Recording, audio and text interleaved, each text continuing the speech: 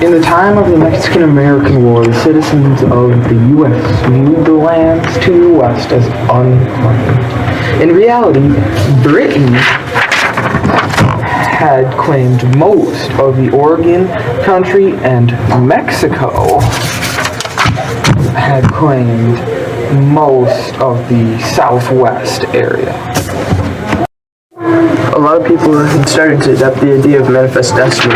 This idea caused a lot of people to move west on large wagon trains into Mexico. These settlers started to overcrowd Mexico.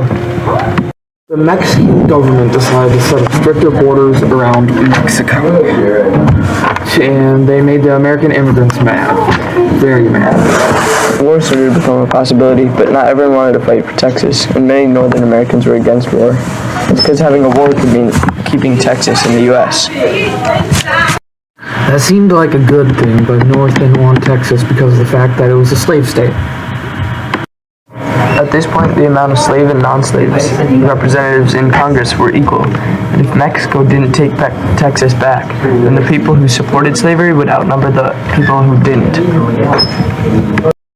So when he returned, the Northerners in Congress signed a bill to stop any states taking from Mexico from becoming slave states. Texas, California, and New Mexico for 25 So when he returned, the Northerners in Congress signed a bill to stop any states taking from Mexico from becoming slave states.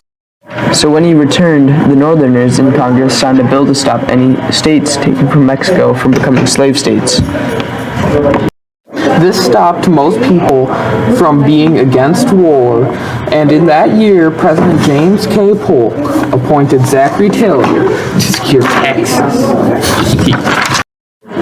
Soon after the war started, a man named General Stephen Kearny left Texas. 6 weeks later, he and his men captured New Mexico with persuasion. When he arrived at California, Americans had already captured it.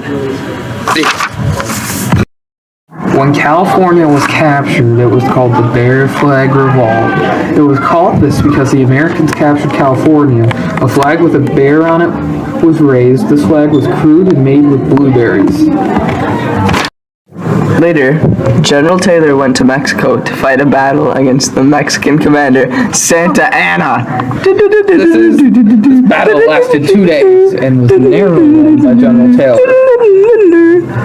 That's how Mexico and California were captured by General Taylor. At the end of the war in 1848, the U.S. and Mexico ended the war with the Treaty of Guadalupe Hidalgo, which gave the U.S. all this land right here. Mexico gave the U.S. California, Utah, Nevada, Arizona, New Mexico, Colorado, and Wyoming. This showed that Mexico recognized them as states of the U.S.